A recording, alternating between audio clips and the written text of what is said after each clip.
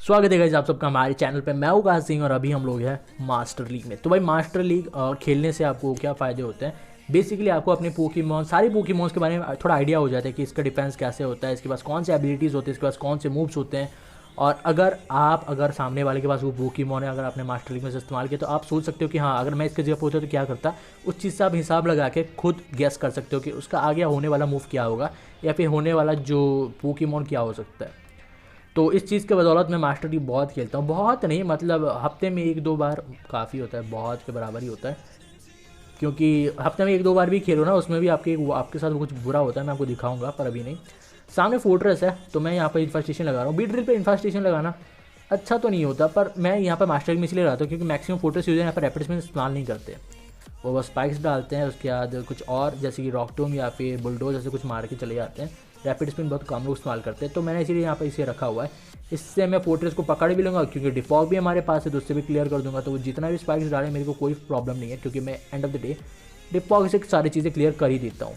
ऊपर से अच्छी बात यह है कि हमारे पास टॉक्सिक स्पाइक्स है, तो एक पोकेमॉन जो स्पाइक्स बिछा भी सकता है, स्पाइक्स क्लियर भी कर सकता है। ये भी डिमांडेड पोकेमॉन में से एक होता है। एरोडाक्टाइल इनमें से एक है जो स्लेथरोस बिछा सकता है, क्लियर भी कर सकता है। और फोर्ट्रेस उनमें से एक है जो डाल भी सकता है, हटा भी सकता है। और उसके साथ साथ हमारे पास सैंडस्लास भी है जो स्लेथरोस डाल भी सकता है, रैपिड स्पिन से हटा भी सकता है। और बी ड्रिल है जो टॉक्सिक स्पाइक्स डाल सकता है, उसे हटा भी सकता है। फोर्ट्रेस के बाद बी ड्रिल एक लौता है मे भी जो ये काम कर सकता है। तो सामने है ग्लेशियन।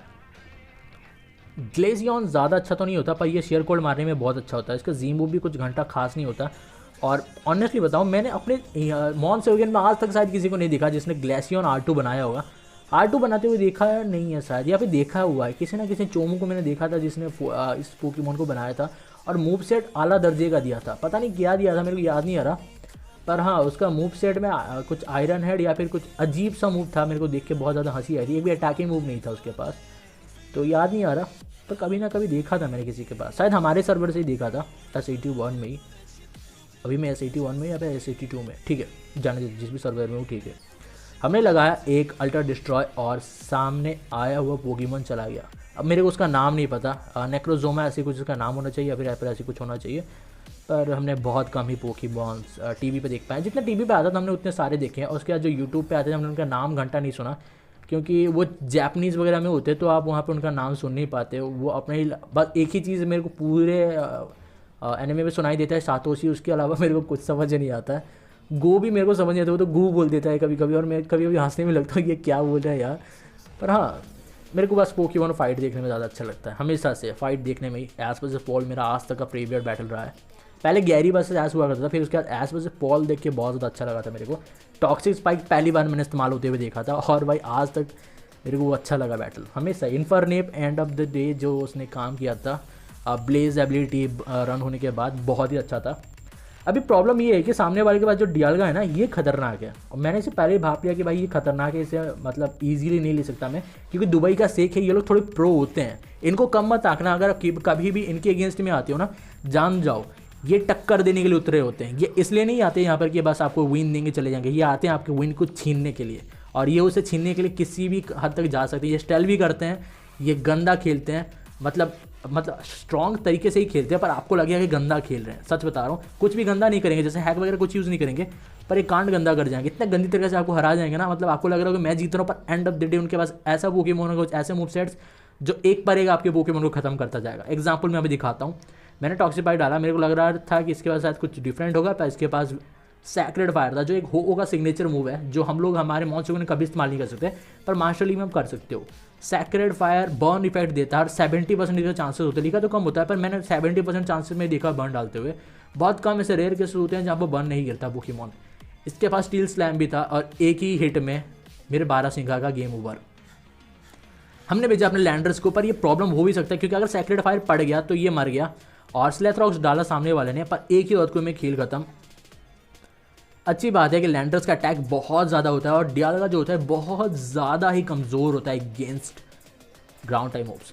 पर सामने डाग रहा है, पर प्रॉब्लम ज़्यादा नहीं है, पर अभी भी है क्योंकि मेरे को ये नहीं पता कि ये कौन सा वाला है, या फिर नेस्टी प्लॉट आइस बीम, या फिर डार्क पल्स वाला है, या फिर ये सिर्फ डार्क वर्ड वाला है। अगर डार्क वर्ड वाला है तो ज़्यादा आसानी होगी मेरे को जीतने में, क्योंकि जो हो भी रहा है अभी, और मेरे को ज़्यादा प्रॉब्लम नहीं होगा क्योंकि नहीं, ये नेस्टी प्लॉट वाला है।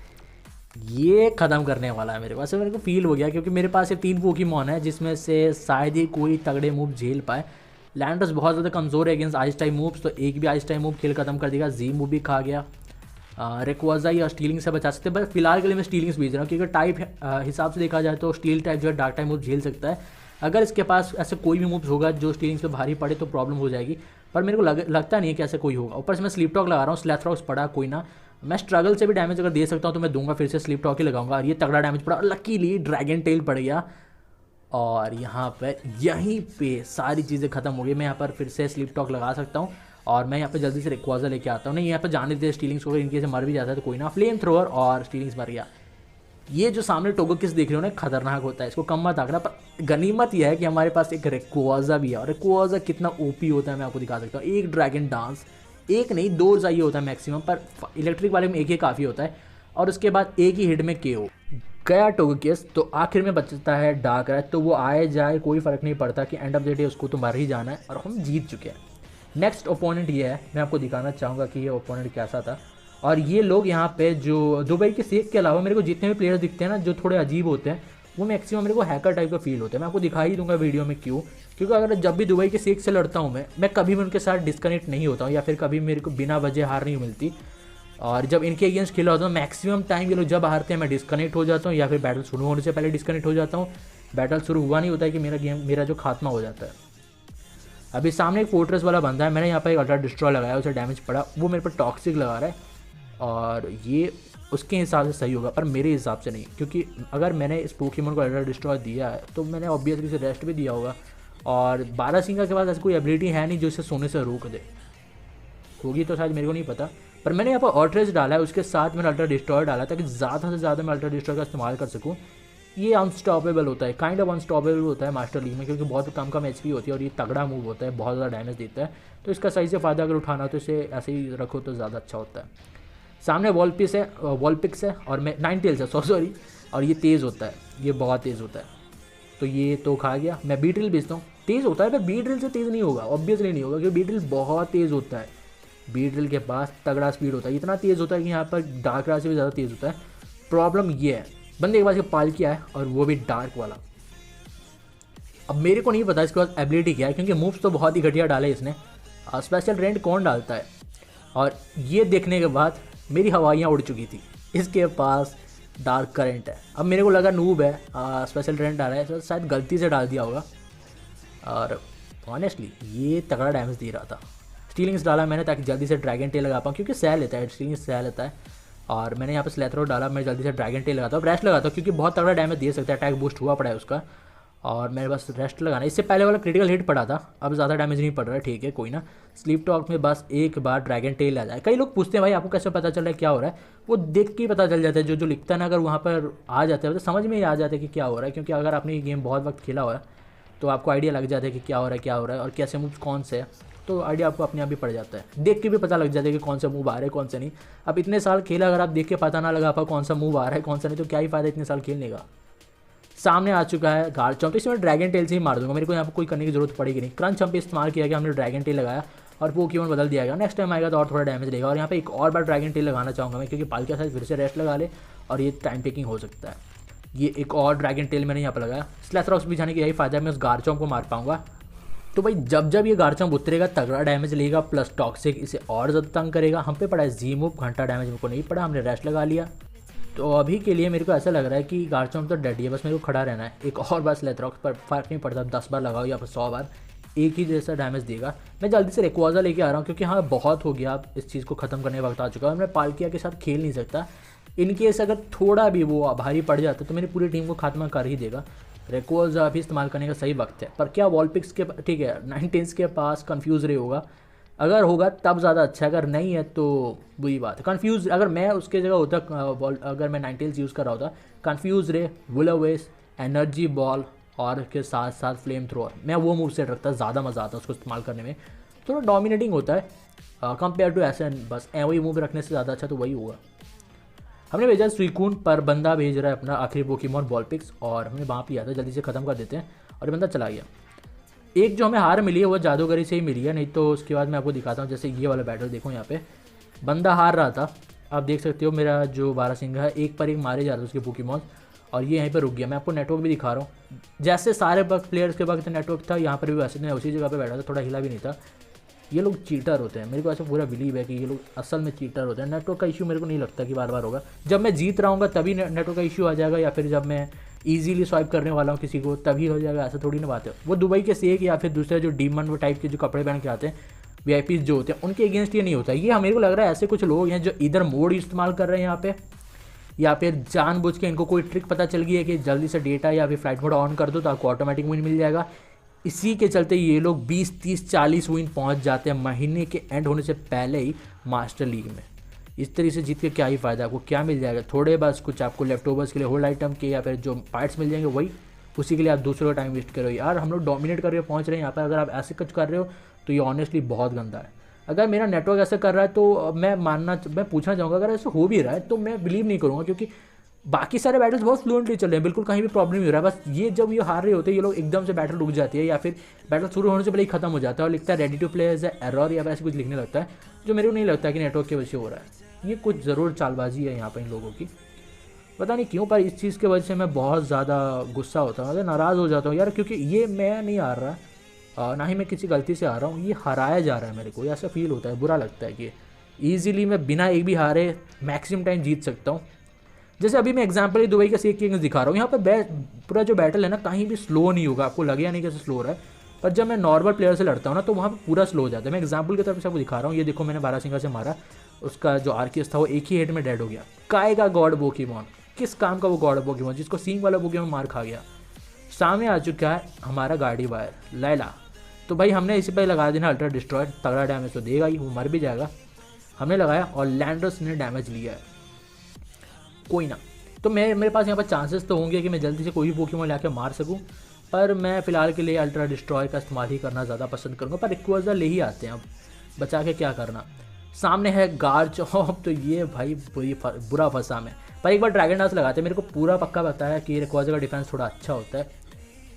हाँ होता है यार, मतलब सच में बिलीव करो अच्छा होता है। जैसे देख लिया ना आपने स्किलिंग वाले गार्चॉप के आइस पियर्स को झेल लिया, इससे ज़्यादा अच्छा क्या होगा। एक हिट ने, 2 हिट ने, 4-5 हिट पड़े फिर भी झेल गया, और एक जी मूव में गार्चॉप का खात्मा। सुपर इफेक्टिव ये भी था वो भी था, पर यहाँ पे हमने थोड़ा इंतजार करते हुए अपना स्पीड और अटैक बूस्ट कर लिया। सामने है गाड़ी बाहर और एक हिट इसका KO। थोड़ा भी लैग नहीं हुआ था, गेम पूरा स्मूथ चला, मैं वही जगह बैठा था, नेटवर्क भी वही था, कुछ नहीं हुआ।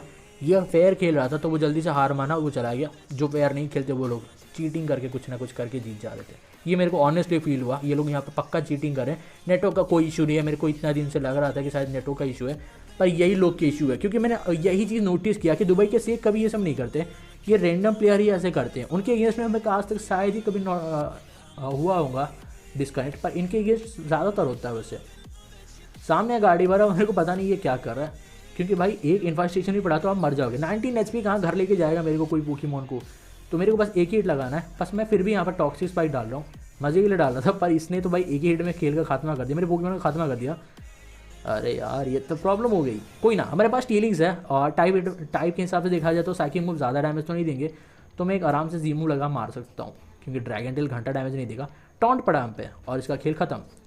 अब मैं जल्दी से अपना बारहसिंगा लेके आता हूँ, क्योंकि वो तेज़ तो नहीं है पर अल्ट्रा डिस्ट्रॉय मार सकता है किसी को भी।